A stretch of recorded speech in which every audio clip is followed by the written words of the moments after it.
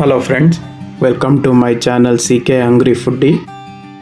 ಇವತ್ತು ಒಂದು ವೈಟ್ ಪಲಾವ್ ಮನೇಲೇ ಹೇಗೆ ಮಾಡ್ಕೋಬೋದು ಅಂತ ನಾನು ತೋರಿಸ್ಕೊಡ್ತೀನಿ. ಏನೇನು ಬೇಕು ಇಂಗ್ರೀಡಿಯೆಂಟ್ಸ್ ನೋಡೋಣ. ಶುಂಠಿ, ಎರಡೆರಡು ಏಲಕ್ಕಿ, ಲವಂಗ, ಕಾಳುಮೆಣಸು, ಜೀರಿಗೆ, ಧನಿಯಾ,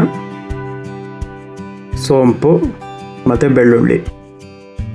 ಇದಿಷ್ಟನ್ನು ಪೇಸ್ಟ್ ಮಾಡ್ಕೊಳ್ಳೋಕ್ಕೆ ಇಷ್ಟು ಐಟಮು. ಆಮೇಲೆ ಕಾಯಿನ ಸಪ್ರೇಟಾಗಿ ನೀರು ಹಾಕಿ ಕಾಯಲ್ಲಿ ಮಾಡ್ಕೊಳ್ಳಿ.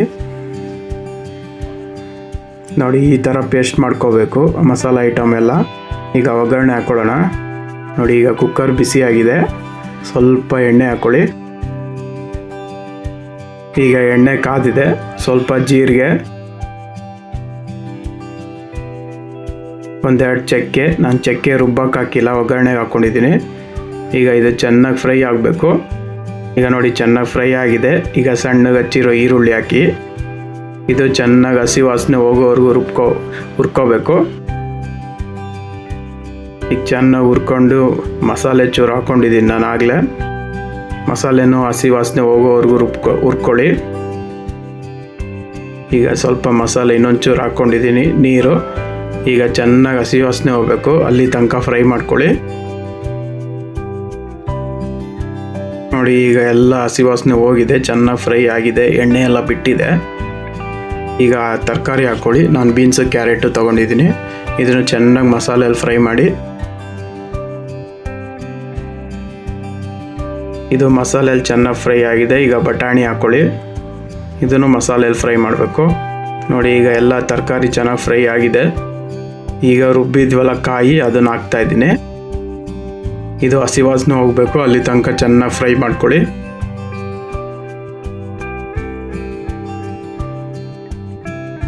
ಈಗ ಒಂದು ಅರ್ಧ ಲೋಟ ಹಾಲು ಹಾಕ್ಕೊಂಡಿದ್ದೀನಿ. ಯಾಕಂದರೆ ವೈಟ್ ಪಲಾವ್ ಅಲ್ವಾ, ಅದಕ್ಕೆ ಹಾಲು ಯೂಸ್ ಮಾಡಬೇಕು, ಚೆನ್ನಾಗಿ ಬರುತ್ತೆ. ನೋಡಿ, ಈಗ ಚೆನ್ನಾಗಿ ಕುದೀತಾ ಇದೆ. ಇದು ಹಸಿ ವಾಸನೆ ಎಲ್ಲ ಹೋಗಿದೆ. ಈಗ ನೀರು ಹಾಕ್ಕೊಳ್ಳಿ. ನಾನು 1 ಲೋಟ ಅಕ್ಕಿಗೆ 2 ಲೋಟ ನೀರು ತೊಗೊಂಡಿದ್ದೀನಿ. ಯಾಕೆಂದರೆ ಉದುರು ಆಗಿ ಬರಬೇಕಲ್ಲ, ಅದಕ್ಕೋಸ್ಕರ. ಮೆತ್ತಗೆ ಬರಬೇಕು ಅಂದರೆ ಇನ್ನೊಂದು ಸ್ವಲ್ಪ ಜಾಸ್ತಿ ನೀರು ಹಾಕಲಿ. ಈಗ ಸ್ವಲ್ಪ ಕಲ್ಲುಪ್ಪು,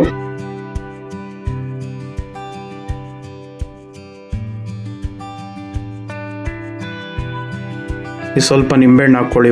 ಹುಳಿ ಲೈಕ್ ಮಾಡೋರು ಹಾಕ್ಕೊಳ್ಳಿ, ಇಲ್ಲಾಂದರೆ ಇದನ್ನು ಸ್ಕಿಪ್ ಮಾಡ್ಬೋದು.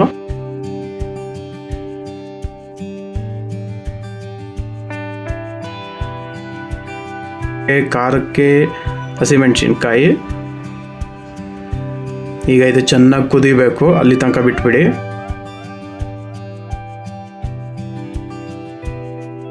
ನೋಡಿ, ಈಗ ಚೆನ್ನಾಗಿ ಕುದೀತಾ ಇದೆ ಇದು. ಈಗ ಫ್ಲೇಮ್ನ ಕಮ್ಮಿ ಮಾಡಿ. ಈಗ ನೆನೆಸಿಟ್ಟಿರೋ ಅಕ್ಕಿ ಹಾಕ್ಕೊಳ್ಳಿ. ಈಗ ಅಕ್ಕಿ 50% ಬೇಯಬೇಕು, ಅಲ್ಲಿ ತನಕ ಕುದಿಸಿ ಚೆನ್ನಾಗೆ.